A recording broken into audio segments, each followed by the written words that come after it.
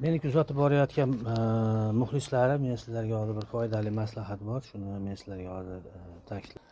Mana shu yerga mana jichcha mana shunaqangi bir joy qilib qo'ydim. Yana yoniga qo'shishimiz ham mumkin. O'zimdagi anjirlarni, mana misol uchun slivam bor, slivamni quritdim. Bu yerda muyassar degan shoptolim bor edi, sotdim. O'sha pishib ketganini, ortiqcha ezilib ketganini va maydalarini mana shunaqa yorib qo'ydim. Buni qilishdan maqsad o'sha o'zimizda quritilgan mevalar, dorivor narsalarda chet ellarda buni qimmat narxlarga oladi. Uyimizda bor, mana misol bozordan olib kelamiz, otganini mana shunaqacha joy qilib qo'ysa, yorib qo'ysa, qurib qoladi. Qishga kompot qilib ichsa bo'ladi. Buni kompot tayyorlash uchun misol anjirdan 4 dona, slivadan, shaftolidan, misol jicha uzumni mayizidan tashlashingiz mumkin.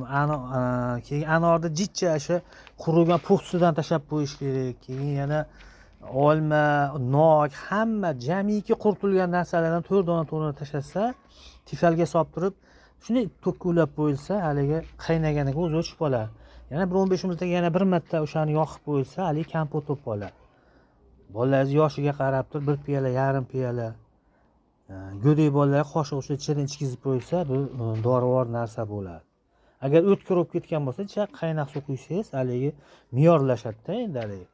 Mana shunaqa qilib, o'sha immunitetni ko'tarish kerak. Har bolalar fanta, kola, mana shunaqangi bir ichimliklarga boshqalar ichirgandan ko'ra, mana shu dorivor narsalar o'zimizda bor, hamma yo'q, o'zimizda bo'yapti.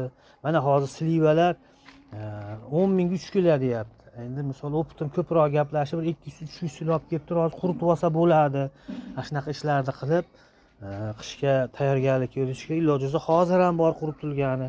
Mana shunaqa narsalardan bolalarimiz o'zimiz ichib tursak, immunitet ko'tarilib, har kasal ham bo'lavermaymiz. Har bunaqa dorilarni ichib, har ichimiz zaharlanganimizdan ko'ra, mana shu jannat makon yurtimizdagi mana shu o'simliklarni, o'sha mevalarni, quritilgan mevalar kompot qilsak, bu o'ta darajada foydali bo'ladi. Chunki bu bizga begona emas, o'zimiz yerda, o'zimiz turpoqda o'sganligi uchun bu juda dorivor narsa bo'ladi. E'tiborlaring uchun rahmat.